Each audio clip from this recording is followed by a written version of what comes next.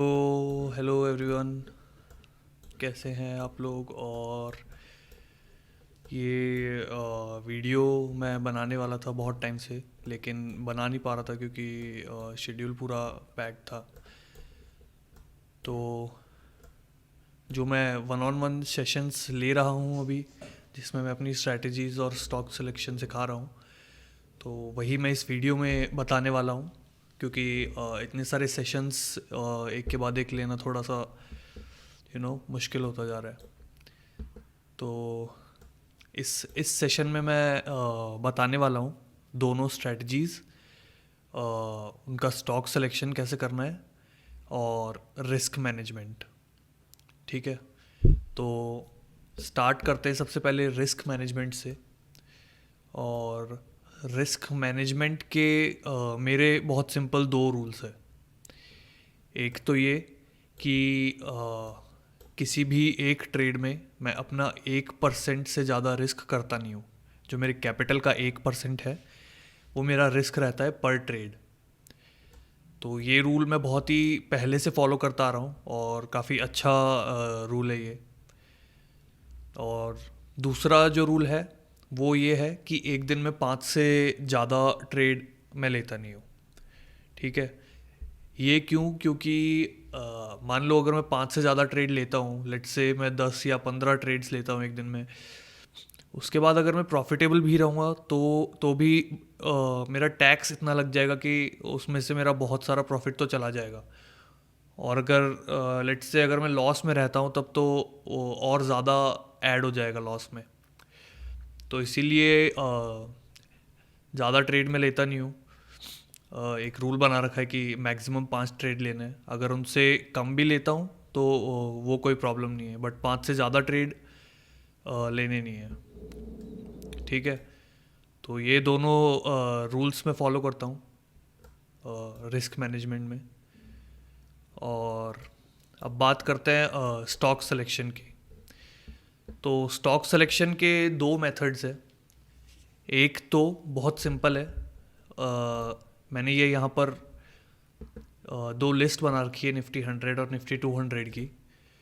तो मैं क्या करता हूँ कि बस सिंपली हर एक स्टॉक के थ्रू मैं जाता हूँ सुबह 9:45 के बाद, क्योंकि 9:45 से पहले ट्रेड लेना नहीं है। और 9:45 के बाद एक एक करके इन सारे स्टॉक्स के थ्रू मैं जाता हूँ और उनमें देखता हूँ कि मेरा सेटअप बन रहा है या नहीं, जो कि मैं अभी आगे बताने वाला हूँ इस वीडियो में। तो ये एक तरीका है और ये ही मैं फॉलो करता हूँ, और मैं सजेस्ट भी करता हूँ लोगों को कि यही फॉलो करें जिनके पास टाइम है। क्योंकि इसमें थोड़ा टाइम लगता है, ये थोड़ा टाइम कंज्यूमिंग है, लेकिन ये बेटर है आपके लिए। लॉन्ग टर्म के लिए भी आप इससे काफ़ी कुछ सीखते हो अगर हर एक स्टॉक के थ्रू जाते हो तो एक तो ये मेथड है।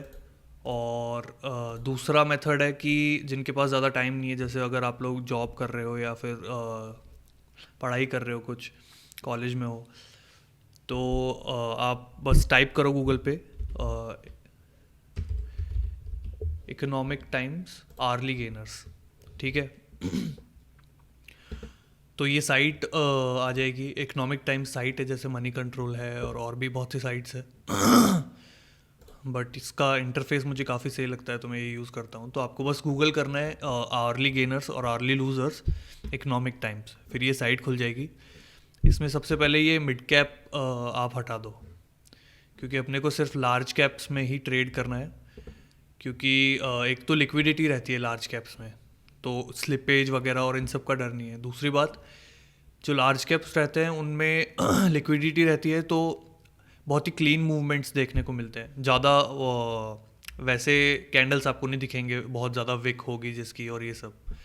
तो इसीलिए लार्ज कैप्स, तो लार्ज कैप आपने सेलेक्ट कर लिया। उसके बाद ये जो दो सेक्शन है, आर्ली गेनर्स और आर्ली लूजर्स, इन दोनों से ही आपको सेलेक्ट करने हैं स्टॉक्स। ठीक है, इन दोनों से किस बेसिस पे सेलेक्ट करना है? ये जो परसेंटेज चेंज वाला कॉलम है, इसके बेसिस पे आपको पहले लिस्ट अरेंज करनी है, हाईएस्ट टू लोएस्ट। हमको चाहिए मैक्सिमम परसेंटेज चेंज वाले स्टॉक्स ही हम सेलेक्ट करें, और मिनिमम 1% चेंज तो होना ही चाहिए।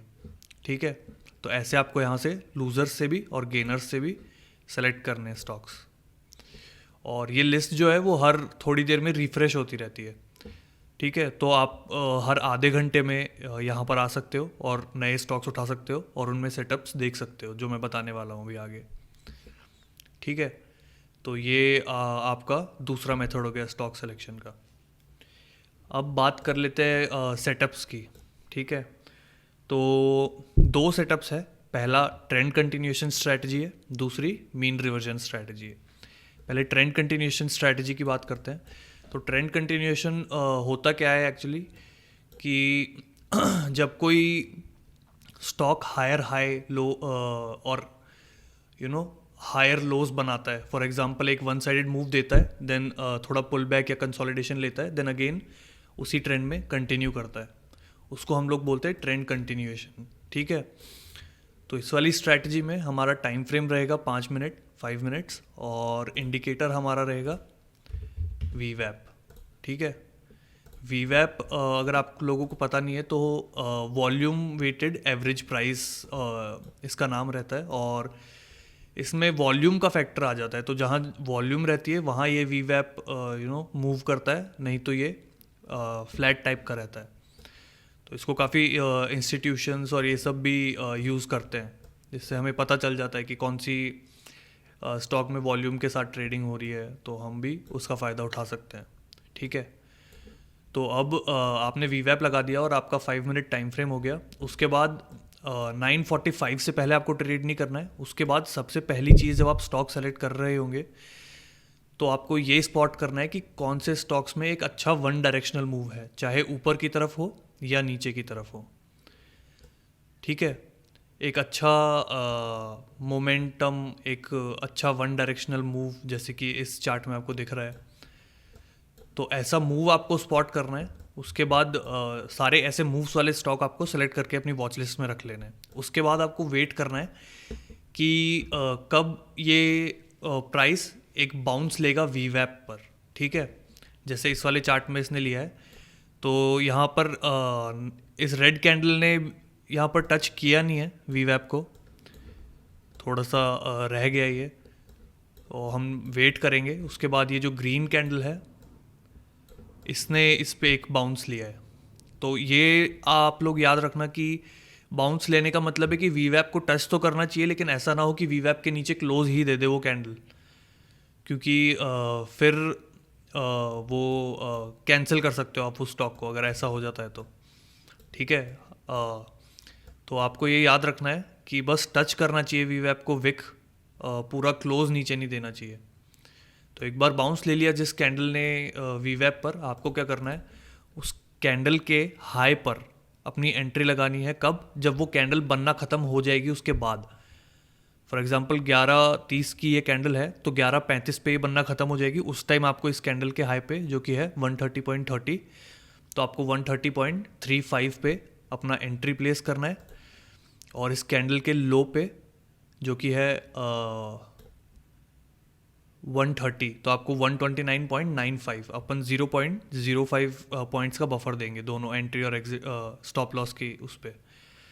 तो आपको यहाँ अपना स्टॉप लॉस रखना है। ठीक है, उसके बाद टारगेट का ऐसा है कि टारगेट मैं तो प्रिफर नहीं करता हूँ, तो मैं टारगेट रखता नहीं हूँ, मैं मैनुअली एग्जिट करता हूँ after 3:10 3:15 around at that time. तो आप वो कर सकते हो। और दूसरी चीज़ मैं जो करता हूँ, स्टॉप लॉस ट्रेल, वो मैं करता हूँ जैसे ही मुझे 1:2 मिल जाता है, तो मैं अपना स्टॉप लॉस से ट्रेल करके एंट्री पॉइंट पे लगा देता हूँ, कॉस्ट टू कॉस्ट। ठीक है, इन केस अगर रिवर्सल आ जाता है तो आप ब्रेक इवन पे एग्जिट हो जाओगे। ठीक है, तो ऐसा इस स्ट्रैटेजी में रिस्क रिवॉर्ड पे हमारा मेन फोकस रहता है, ताकि अगर आपका लेट्स से 50% एक्यूरेसी भी नहीं आ पा रही है, तो भी आप अच्छे खासे प्रॉफिट में रहोगे, क्योंकि इसमें रिस्क रिवॉर्ड हमको ट्रेड्स में काफ़ी ज़्यादा अच्छा देखने को मिल जाता है। ठीक है, तो इसके और एग्जांपल्स देख लेते हैं। ये सब मेरे ट्रेड से शायद परसों के, तो फॉर एग्जांपल इस ट्रेड में एक अच्छा वन साइडेड मूव आया, उसके बाद हम वेट करेंगे कि कौन सी कैंडल पुल बैक लेती है वीवैप पर। ठीक है, तो इन कैंडल्स ने टच किया नहीं, जस्ट बच गया। और उसके बाद ये जो कैंडल है इसने वीवैप पर बाउंस लिया। और जैसा आप देख रहे हो कि ये एक पिन बार है, तो अगर आपको पिन बार या हैमर इस टाइप की कैंडल्स बाउंस लेते हुए दिखती है वीवैप पर, तो वो और अच्छी बात है, क्योंकि वो ज़्यादा अच्छा काम करती है इस स्ट्रैटेजी में। ठीक है, तो जैसे ही इसने बाउंस लिया तो आप इसके लो पे शॉर्ट कर दोगे और इसके हाई पे अपना स्टॉप लॉस रख लोगे। तो ये याद रखना कि जब कैंडल्स और ट्रेंड इसके वीवैप के नीचे बन रहा हो तो हम शॉर्ट के लिए देखेंगे सेटअप, और जब यही एक ऊपर का ट्रेंड हो और वीवैप के ऊपर सारी कैंडल्स बन रही हो तो हम एक बाइंग का सेटअप देखेंगे, लॉन्ग का। ठीक है, और फिर अगेन टारगेट हमारा वही रहेगा, लास्ट में हमको एग्जिट करना है अराउंड 315, और स्टॉप लॉस ट्रेल करना है जैसे ही 1:2 हमको दिख जाता है। ठीक है, तो इसमें और इसमें एक ये भी शायद मेरा ट्रेड था जिसमें मेरा स्टॉप लॉस हिट हो गया था। तो देखो इसमें भी एक अच्छा वन साइडेड मूव आया पहले, उसके बाद मैंने वेट किया कि कब बाउंस बैक लेगा, और इस कैंडल ने यहाँ बाउंस बैक लिया, काफ़ी लेट लिया लेकिन बाउंस बैक लिया वीवैप पर। तो मैंने इसके लो पे अपना शॉर्ट का वो लगाया और इसके हाई पे स्टॉप लॉस, तो इसने स्टॉप लॉस हिट कर दिया इस वाले ट्रेड में। ठीक है, उसके बाद और ट्रेड्स देखते हैं। तो इसमें मेरा कुछ एक हफ्ते पहले शायद ट्रेड था।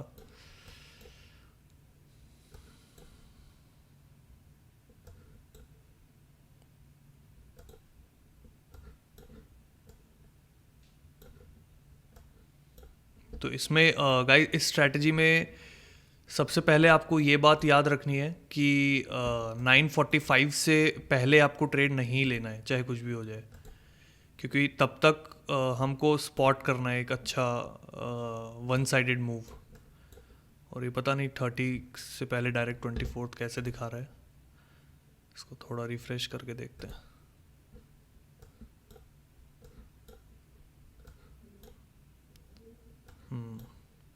हाँ, तो ये 27 को ये मेरा एक ट्रेड था। इसमें आप लोग देखो एक अच्छा वन साइडेड मूव है, उसके बाद हम वेट कर रहे हैं बाउंस बैक का, और ये यहाँ पर वीवैप पर बाउंस लिया नहीं है इन कैंडल्स ने। उसके बाद ये जो कैंडल है ग्रीन 1040 की, इसने एक बाउंस लिया है, तो आप चाहो तो इस पे ट्रेड कर सकते हो, लेकिन मैंने इस पे ट्रेड किया नहीं, क्योंकि पहली बात ये बहुत बड़ी कैंडल है। तो अगर इस पे हम ट्रेड करते भी हैं तो हमें ज़्यादा से ज़्यादा 1:2 या अराउंड डैट वैसा ही रिस्क रिवॉर्ड मिलेगा। तो मैंने प्रेफर किया कि मैं ये ट्रेड ना ही लूँ, तो मैंने यहाँ एंट्री ली नहीं। उसके बाद मैंने देखा थोड़ी देर बाद इसने वापस एक बाउंस लिया और हैमर भी बनाई, जो कि बहुत अच्छा एक सेटअप है। तो इस हैमर के ऊपर फिर मैंने अपनी एंट्री लगाई और इसके नीचे अपना स्टॉप लॉस लगाया। ठीक है, उसके बाद इसमें काफ़ी अच्छा रिस्क रिवॉर्ड मुझे मिला।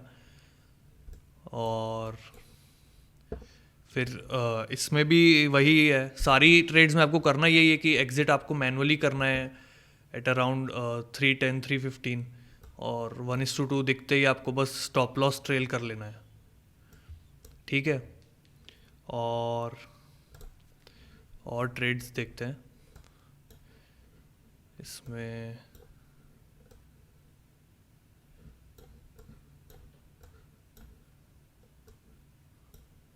ये एक दिन था जब मैंने ट्रेड लिया था 30th को, तो इसमें भी एक अच्छा वन साइडेड मूव आया।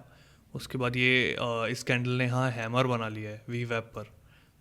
तो जैसे ही ये कैंडल क्लोज होती है, बनना ख़त्म होती है, उसके बाद हम इसके हाई पे एंट्री लगा देंगे और इसके लो पे अपना स्टॉप लॉस लगा देंगे। और इन सब ट्रेड्स में आपको ये बात याद रखनी है कि ये जो रिस्क है आपका, ये आपके कैपिटल का 1% से ज़्यादा नहीं होना चाहिए।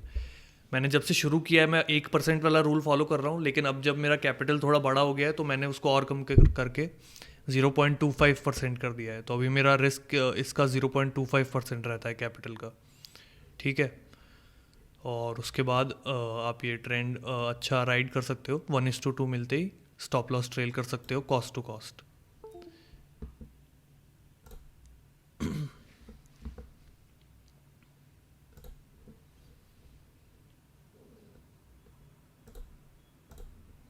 ठीक है। तो और इसके एग्जांपल्स अगर अपने को दिखते हैं तो ये एक ट्रेड था। इसमें देखो एक अच्छा, इतना अच्छा भी वो नहीं है क्योंकि शुरू में फ्लैट है, बट मैंने ये ट्रेड लिया इसलिए मैं आप लोगों को बता देता हूँ कि इसमें ये वन साइडेड मूव आया। उसके बाद ये जो ग्रीन कैंडल है इसने बाउंस लिया वी वेब पर, तो मैंने इस ग्रीन कैंडल के लो के नीचे शॉर्ट किया और इसके हाई पे स्टॉप लॉस रखा। और उसके बाद लास्ट में यहाँ कहीं एग्ज़िट मैंने इसको किया, लेकिन इसमें 1:2 मिलने के बाद मैंने stop loss cost to cost पे ट्रेल कर दिया था। ठीक है, तो ये एक स्ट्रैटेजी हो गई वी वेब की, जिसमें आपको इतना याद रखना है कि 5 मिनट टाइम फ्रेम रहेगा, वी वेब इंडिकेटर रहेगा। पहले आपको अच्छा वन साइडेड मूव स्पॉट करना है, चाहे ऊपर की साइड या नीचे की साइड। उसके बाद आपको वेट करना है कि कौन सी कैंडल एक बाउंस लेती है वी वेब पर, और उस कैंडल के ब्रेकआउट पे आपको ट्रेड करना है। ठीक है, एग्जिट 315 310 उसके अराउंड करना है मैनुअली, और स्टॉप लॉस आपको ट्रेल करना है 1:2 दिखते ही कॉस्ट टू कॉस्ट पे। ठीक है, तो दूसरी स्ट्रैटेजी के बारे में बात कर लेते हैं अब जो कि है एक मीन रिवर्जन स्ट्रैटेजी। ठीक है, तो मीन रिवर्जन स्ट्रैटेजी का मतलब मैं पहले आप लोगों को समझा देता हूँ कि मीन रिवर्जन होता क्या है। तो बेसिकली जब एक स्टॉक की प्राइस अपने मीन से बहुत दूर चली जाती है, फॉर एग्जांपल एक मूविंग एवरेज रहता है, वो एक तरह से अपने कैंडल्स का मीन रहता है। फॉर एग्जांपल तो 20 का मूविंग एवरेज है, वो 20 कैंडल्स का मूविंग एवरेज है, तो वो मीन है अपने 20 कैंडल्स का। तो जब प्राइस उससे काफ़ी दूर चली जाती है तो वो it tends to come back, उसको वापस आना होता है उस मीन पे, तो उसको बोलते हैं मीन रिवर्जन। ठीक है, मैं आपको एग्जांपल देके समझाता हूँ। तो फॉर एग्जांपल एक मूविंग एवरेज हम लोग अगर लगा दें और इसको 20 का कर दें, तो जब जब ये देखो प्राइस दूर चली जाती है तो हम ऐसा एक्सपेक्ट कर सकते हैं कि ये वापस अपने मूविंग एवरेज की तरफ, अपने मीन की तरफ आएगी, और इस चीज़ को हम बोलते हैं मीन रिवर्जन। तो अब इस स्ट्रैटेजी की बात कर लेते हैं। इसमें हम लोग 15 मिनट टाइम फ्रेम यूज़ करेंगे इंडिकेटर, और इसमें हम लोग यूज़ करेंगे इंडिकेटर बॉलिंजर बैंड। ठीक है, 15 मिनट टाइम फ्रेम हो गया और बॉलिंजर बैंड इंडिकेटर हो गया। तो बॉलिंजर बैंड की सेटिंग्स मैं आप लोगों को दिखा देता हूँ पहले। इसमें बॉलिंजर बैंड की सेटिंग्स डिफ़ॉल्ट रहेगी 20 और 2, जिसमें 20 मूविंग एवरेज ही है, ये जो बीच वाली रेड लाइन है ये 20 का मूविंग एवरेज है, और जो 2 है ये डेविएशन है। ठीक है, तो ये आपकी इसमें सेटिंग्स रहेगी। इसके बाद इस स्ट्रैटेजी के रूल्स की बात कर लेते हैं। ठीक है, तो इस स्ट्रैटेजी में आपको क्या करना है कि सबसे पहले आपको ये ध्यान रखना है कि इसमें भी 9:45 से पहले हम लोग ट्रेड नहीं करेंगे। तो 9:45 तक, क्योंकि कम से कम 2 कैंडल बन जाएगी, और आपको ध्यान ये रखना है कि कम से कम 2 कैंडल बाहर क्लोजिंग देनी चाहिए बॉलिंजर बैंड के। ठीक है, अगर ज़्यादा भी देती है तो और अच्छा है, लेकिन कम से कम 2 कैंडल्स तो बाहर क्लोजिंग देनी ही चाहिए बॉलिंजर बैंड से। उसके बाद जैसे ही जो भी कैंडल अंदर क्लोजिंग देती है उसके ब्रेकआउट पे हम ट्रेड करेंगे। फॉर एग्जांपल इस ट्रेड में, एक मिनट गाइस,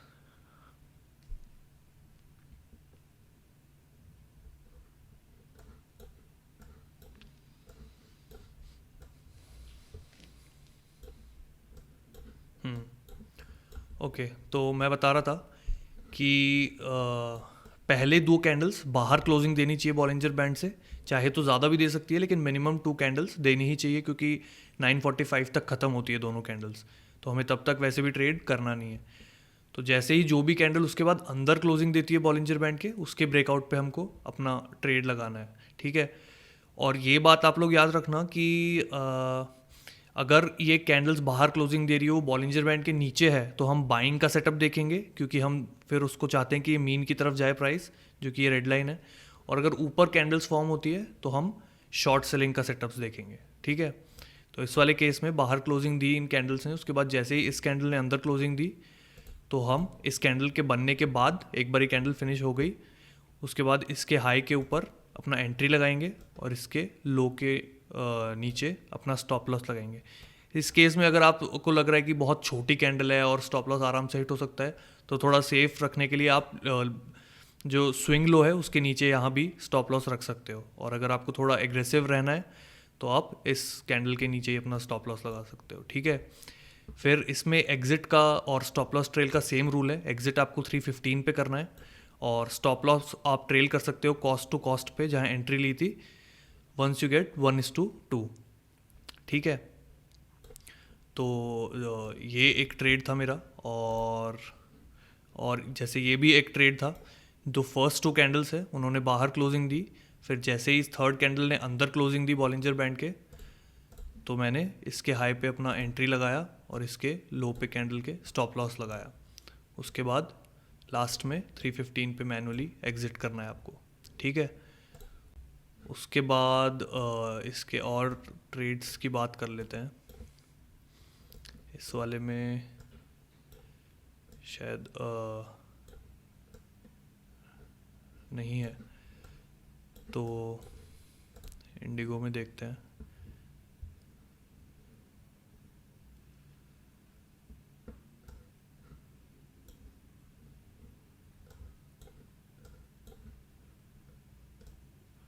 इसमें ये देखो आप 28 तारीख को ये जो कैंडल्स है, फर्स्ट 2 कैंडल्स इन्होंने बाहर क्लोजिंग दी है और उसके बाद भी और 2 कैंडल ने बाहर क्लोजिंग दी है। फिर जैसे ही हमको वेट करना है कि कौन सी कैंडल अंदर क्लोजिंग देगी बॉलिंजर बैंड के, तो जैसे ही इस कैंडल ने बॉलिंजर बैंड के अंदर क्लोजिंग दी, हम इस कैंडल के लो के नीचे शॉर्ट कर देंगे और स्टॉप लॉस रख लेंगे इस कैंडल के हाई के ऊपर।